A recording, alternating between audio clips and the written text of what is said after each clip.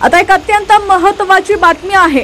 राज्यासह देशात मागील काही दिवसांपासून जोरदार पाऊस हजेरी लावताना दिसतोय। देशातील मान्सूनचे ढग दूर गेलेले आहेत, मात्र अरबी समुद्रात कमी दाबाचा पट्टा निर्माण झाल्याने अनेक भागात पाऊस पडतोय।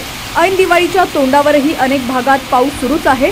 त्यामध्येच भारतीय हवामान विभागानं आता 21, 22, 23, 24 आणि 25 ऑक्टोबर दरम्यान पावसाचा इशारा दिलाय।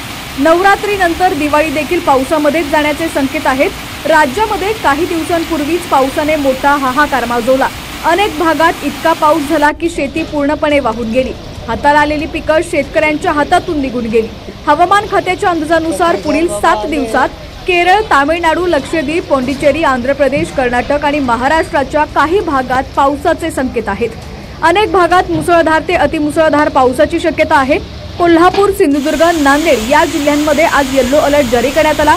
पुणे, रत्नागिरी, सातारा, सांगली आणि लातूर या भागात विजांच्या कडकडाटासह पावसाचा अंदाज आहे। 21 ते 25 ऑक्टोबर दरम्यान दक्षिण भारतातील अनेक भागात पाऊस सुरू राहण्याची शक्यता आहे। 21 ऑक्टोबर पर्यंत तामिळनाडू, पॉंडिचेरी, कराईकल इथं हलका ते मध्यम पाऊस पडू शकतो आणि काही ठिकाणी जोरदार पाऊस पडू शकतो। पुढील काही दिवसांपासून पावसाचा जोर अधिक वाढण्याचे स्पष्ट संकेत भारतीय हवामान विभागाने दिलेले आहेत।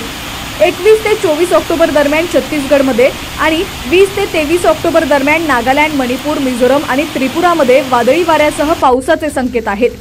पुढील 3 दिवसात कोकण, गोवा, मराठवाडा आणि मध्य महाराष्ट्रात वादळी वाऱ्यासह जोरदार पावसाचे संकेत आहेत। यामुळे राज्यावरील पावसाचं संकट अजूनही टळलेलं नसल्याचं स्पष्ट आहे। अंदमान समुद्र आणि आग्नेय बंगालच्या उपसागरावर चक्राकार वाऱ्याची स्थिती कायम आहे। 24 ऑक्टोबर रोजी बंगालच्या उपसागरावर कमी दाबाचं क्षेत्र निर्माण होण्याची शक्यता आहे। यामुळे राज्यात पुढील काही दिवस पावसाचे ढग असणार आहेत हे स्पष्ट आहे। भर दिवाळीतही लोकांना छत्र्या घेऊन फिरावं लागेल।